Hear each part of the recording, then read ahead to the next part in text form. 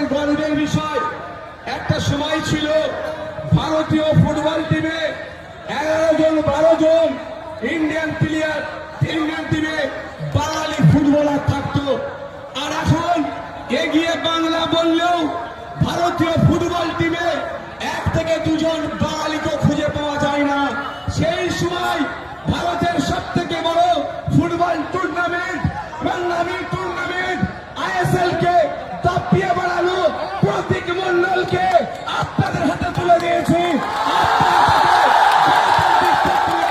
নির্বাচন করে আইনসভার মধ্যে পাঠাবেন। আইনসভার মধ্যে গিয়ে দলিতদের কথা বলবে, আদিবাসীর কথা বলবে, হিন্দুর কথা বলবে, মুসলমানের কথা বলবে, কৃষকের কথা বলবে, ছাত্রের কথা বলবে, যুবকের কথা বলবে, পুরুষের কথা বলবে, মহিলার কথা বলবে, আমাদের কথা বলবে, বাংলার কথা বলবে। বাংলাকে এগিয়ে নিয়ে যাওয়ার জন্য আপনাদের হাতে আমরা প্রার্থী আমরা তুলে দিয়েছি।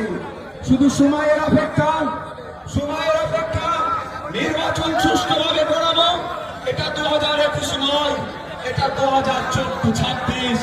আমরাও দাঁতে দাঁত চেপে লড়াই করবো, মানুষের জন্য কথা বলবো, সমাজের জন্য কথা বলবো, ভোট চুরি আটকাবো। এটা বিশ্বাস আমাদের। আমরা যদি ভোট চুরিটা আটকাতে পারি, অন্য কোন সিম্বল মিনাশা থেকে যেতে বিধানসভায় যাবে না। যেমন ভারত থেকে আবার পুনরায় খাম চিহ্ন বিধানসভাতে যাচ্ছে, ক্যানিং পূর্ব থেকে খাম সিম্বল যাচ্ছে, ক্যানিং পশ্চিম থেকে খাম সিম্বল যাচ্ছে, সাথে সাথে মিনাখা বাসন্তী থেকেও খাম সিম্বল বিধানসভার মধ্যে যাচ্ছে। আপনাদের কাজ কি হবে?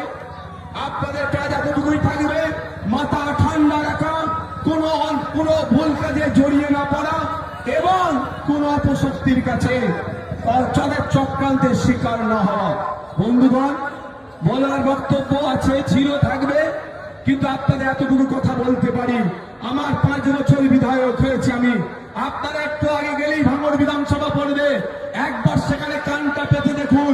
বিগত 5 বছরে কেউ বলতে পারবে না আমি 1 টাকা দুর্নীতি করেছি, কেউ বলতে পারবে না 1 টাকা তোলাবাজি করেছি, কেউ বলতে পারবে না সার্টিফিকেটের নামে বা বিভিন্ন ঘুরিয়ে ফিরিয়ে 1 টাকা আমি অবৈধভাবে নেওয়ার চেষ্টা করেছি।